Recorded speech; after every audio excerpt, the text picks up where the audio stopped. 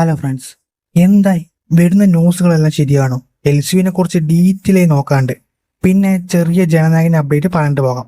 ജനനായകന്റെ satellite rights Sun T V എന്ന ഓപ്ഷനായിരുന്നു ഉണ്ടായിരുന്നത്. എന്നാൽ സൺ ടി വിയെക്കാളും വില കൂടുതൽ തരാമെന്ന് പറഞ്ഞ് ജനനായകനെ സീക്കായി സ്വന്തമാക്കി എന്നൊരു ന്യൂസാണ് ഇപ്പൊ കേൾക്കുന്നത്. ഇതും ഒരു റെക്കോർഡ് പ്രൈസാണ്. അടുത്തത്, എൽ സി ഇമീഡിയറ്റ്ലി കൈതിട്ട് ഷൂട്ട് ചെയ്ത് back to L C films വരേണ്ടിയിരുന്ന സിറ്റുവേഷൻ ആയിരുന്നു ഇനി വരുന്ന വർഷങ്ങൾ.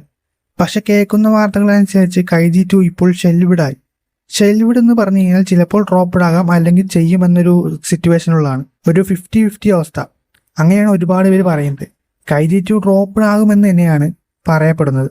കൈജി 2 വെച്ച് വേണം നെക്സ്റ്റ് എൽ സി സ്റ്റോറീസ് കൊണ്ടുപോകാൻ. കാരണം എൽ സിയുവിന്റെ ഒറിജിൻ കൈതി എന്ന പടമാണല്ലോ.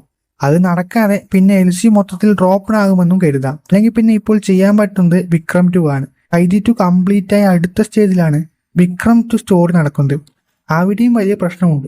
മൊത്തത്തിൽ ലോകേഷ് കുടുങ്ങിയ അവസ്ഥയിലാണ്. കോഹ്ലിയുടെ പരാജയം ഒരു വലിയ അടിയാണ്. വിജയ് ഉണ്ടായിരുന്നെങ്കിൽ ലിയോ 2 ചെയ്തു കൊടുക്കുമായിരുന്നു. വിജയ് സിനിമ നിർത്തിയതും ഒരു പ്രശ്നമാണ്. ലോകേഷ് നിലവിലെ അവസ്ഥ അനുസരിച്ച് കൈജി 2 ഇപ്പോൾ നടക്കില്ല. കൈജി 2 വരാത്തതുകൊണ്ട് വിക്രം 2 ചെയ്യാനും പറ്റത്തില്ല. വിജയ് സിനിമ റിട്ടയർ ആയതുകൊണ്ട് ലിയോ 2 നടക്കില്ല. റോളക്സ് അതൊന്നും ഈ കാലത്തൊന്നും പ്രതീക്ഷിക്കുകയേ വേണ്ട. ഓൾമോസ്റ്റ് എൽ സി മൂടിക്കെട്ടുമെന്ന് തന്നെ തോന്നുന്നു. അല്ലെങ്കിൽ ലോകേഷ് കൈജി 2 പ്രൊഡ്യൂസറായിട്ട് കോംപ്രമൈസ് ആയി ചെയ്യണം. എന്താകുമെന്ന് അറിയില്ല. നിലവിലെ സാഹചര്യം അനുസരിച്ച് എൽ സി ഡ്രോപ്പ്ഡ് എന്നാണ് പറയുന്നത്. എന്നാലും ഷെൽവിഡ് എന്ന രീതിയിൽ നോക്കുന്നതാവും നല്ലത്. ഈ വീഡിയോ കുറിച്ച് നിങ്ങളുടെ അഭിപ്രായം അറിയിക്കുക. സബ്സ്ക്രൈബ് ചെയ്യുക, ലൈക്ക് ചെയ്യുക, ഷെയർ ചെയ്യുക. അടുത്തൊരു വീഡിയോ ആയിട്ട് കാണാം.